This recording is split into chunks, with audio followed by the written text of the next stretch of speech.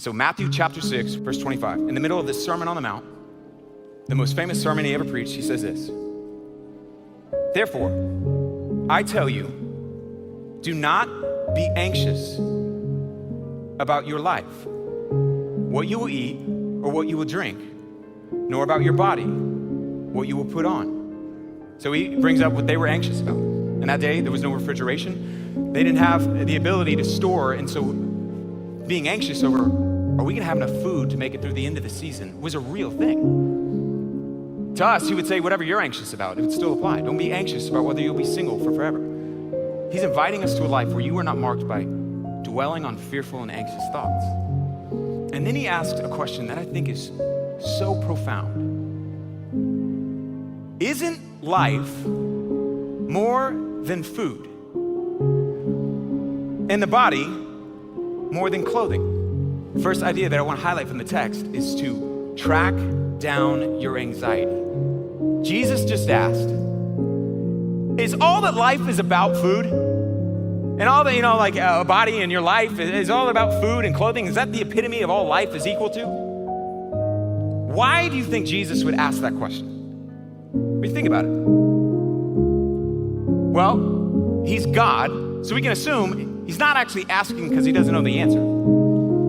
In asking that question, his audience would have been forced to go, yes, life is more than food. In other words, if we knew we had enough food to make it for the rest of our life, would that be the epitome of life? No, there's so much more than that. I mean, food is important though.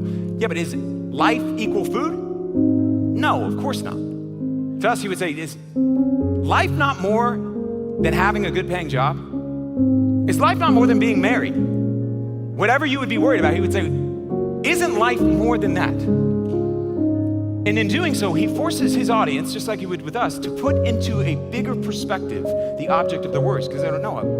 Of course, life is more than just food. And he does what counselors still do today, in asking questions to help them more clearly see what they're anxious about. If life is about way more than just having enough food, why would you give so much of your life to being anxious about it? Anxiety comes in the form often of asking a specific question. What if?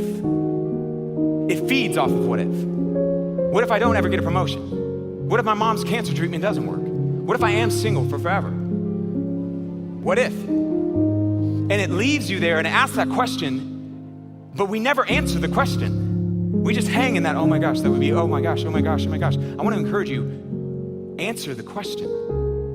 What if I'm single for forever? What if? Then what? What if I am single, or what if the relationship doesn't work out? In other words, I'm suggesting an equation to begin to apply. And the third part of the equation I'm going to give in a second, but what if? What if the relationship you're in doesn't work out? Answer it. Whatever you're anxious about, answer it. What if it doesn't work out? Then I would either marry someone else or maybe not get married. What if you don't get married? Then I would be single for forever. What if the cancer treatment doesn't work? Then my mom may pass away. And that really sucks. And that's true. But anxiety feeds off of ignorance and not being willing to face those fears and look them in the eye and see them for what they are. Because when we do that, we're able to deflate the power by applying what Jesus is about to say next. But the equation is, what if? Then I would. It could be something really small. What if your car breaks down and you can't afford to get it fixed? Then I would have to figure out another mode of transportation. As silly or maybe even simple as that seems, so few people actually track down and chase down their anxiety. And so they hang in this fog of fear rather than isolating and identifying, this is exactly what I'm afraid of, and facing it, which is the first step in order to change it. And Jesus brilliantly points out, man, you think life, you know in your heart, you understand life is so much more than that. Trying to deflate the power of their words. And then Jesus gives us the most important part of that equation. What if? You're going to answer it. Then I would. And he goes to the most important thing to focus on.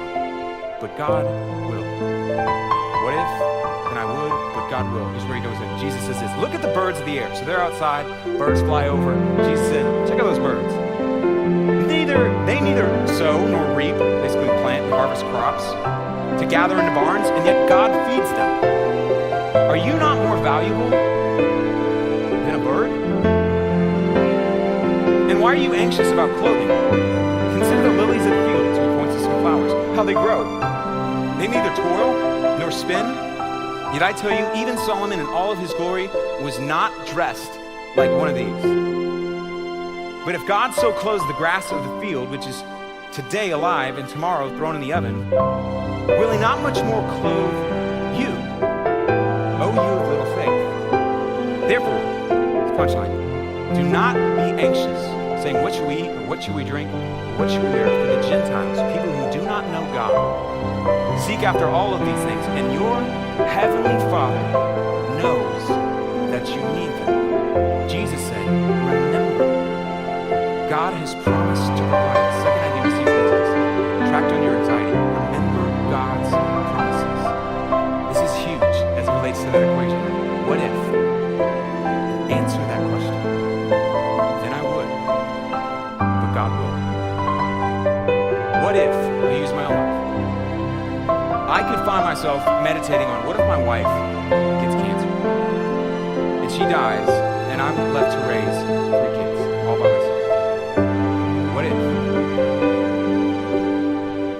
Then I would be so heartbroken. What if my wife died? Then I would walk through probably the most painful season I'll ever walk through. Then I would have to figure out raising children, childcare, all of that alone. But God has promised he will never leave me nor forsake me. He will get me through it, and he is near to the brokenhearted. What if you lose your job? Then you may have to make some changes in how you spend. Maybe just even for a season while you look and find another job. But God has promised he will provide for you. He is enough, and he's a sustainer, not to provide for all of your wants, but promised, I will provide for all of your needs. And Jesus brilliantly brings them back. He says, man, you're acting like people who don't have a heavenly Father. You have a heavenly Father who provides for birds and lilies and does all of this, and you don't think he'll provide for you? And he brilliantly points out, remember what God has promised. So what if you're single for the rest of your life? Then I would be sad. And I would feel lonely, but God has promised I'm never alone. He will never leave me nor forsake me. He is nearer to me than the breath I breathe. And he will sustain me. No matter what we walk through. If that old girlfriend or boyfriend, what if they start dating someone else? Then I would be really sad. But God has another story that he's writing. And if they're not a part of that future in a spouse way with me, or they're not going to be a part of my life, God has promised he will work all things together for good. And as you begin to rehearse this, you will begin to experience peace, because there's no magic words that you can say that can prevent a boyfriend from dating somebody else, a mom from getting cancer. But we can cling to God will. God has promised. And when we do,